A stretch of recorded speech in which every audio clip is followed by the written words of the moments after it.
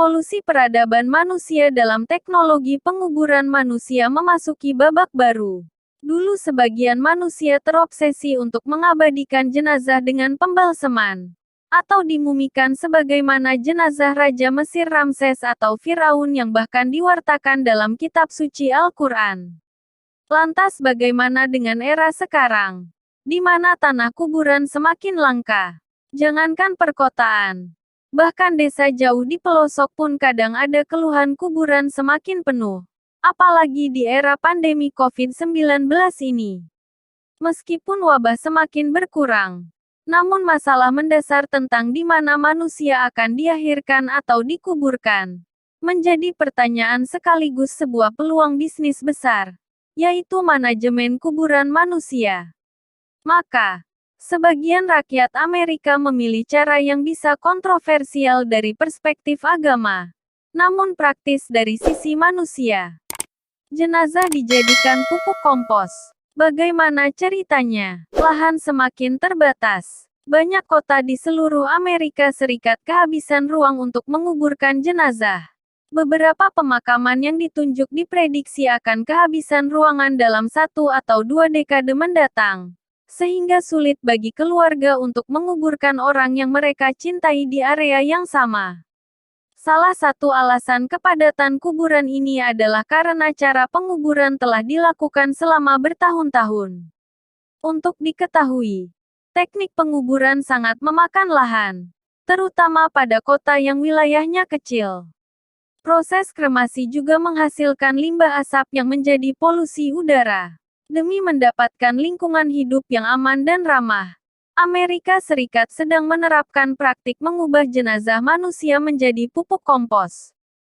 Usulannya tersebut sebagai aksi cinta lingkungan, mengingat kremasi mayat yang selama ini sering dilakukan ternyata menjadi penyebab efek rumah kaca. Mereka menyebut, mengubah jenazah menjadi pupuk kompos adalah salah satu cara pemakaman alternatif selain kremasi atau dikubur. Selain itu, cara ini juga diklaim lebih ramah lingkungan. Beberapa ilmuwan setuju jika mayat manusia memang bisa dikomposkan. Hal itu sama seperti pengomposan ternak mati yang sudah sering dilakukan oleh peternakan hampir di seluruh Amerika Serikat. Proses pengubahan dilakukan dengan menempatkan jenazah pada peti khusus yang berisi potongan kayu.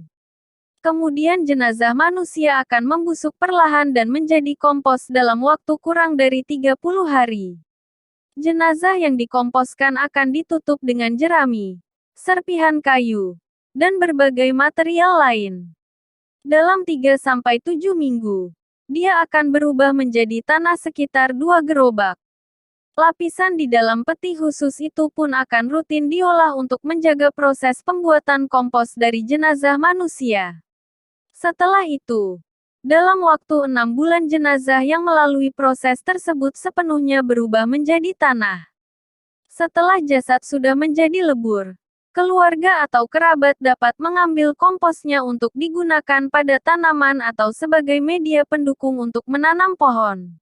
Meski masih mendapat beberapa respon yang kurang setuju akan ide ini, proyek ini menarik perhatian banyak ilmuwan dan pemerhati lingkungan. Para tokoh agama juga perlu melihat masalah ini. Apakah ini dilazimkan, atau dibolehkan, atau dilarang?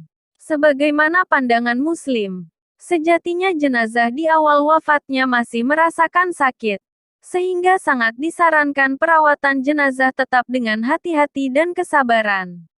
Namun bagaimana jika jenazah sudah berusia lebih dari 1 tahun?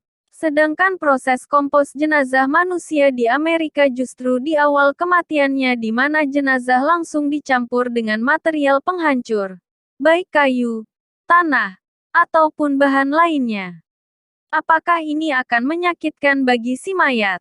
Maka pengkomposan manusia ini perlu segera direspon oleh para tokoh agama baik Muslim, Kristen, atau yang lain. Meskipun pada penganut agama lain, pembakaran mayat justru dilakukan di awal kematian manusia, sehingga hal ini bisa saja menjadi diskusi yang menarik. Selanjutnya, kembali ke nilai dasar manusia. Sebagai makhluk Tuhan, dan sebagai sesama manusia. Sekian video dari saya. Semoga apa yang saya sampaikan dalam video ini bisa bermanfaat. Ambil sisi baiknya dan tetap berpikir positif. Jangan lupa subscribe, like, dan komen. Dan pastikan loncengnya diaktifkan. Agar kalian tidak ketinggalan video update terbaru mengenai info-info menarik lainnya. Sekian dan terima kasih.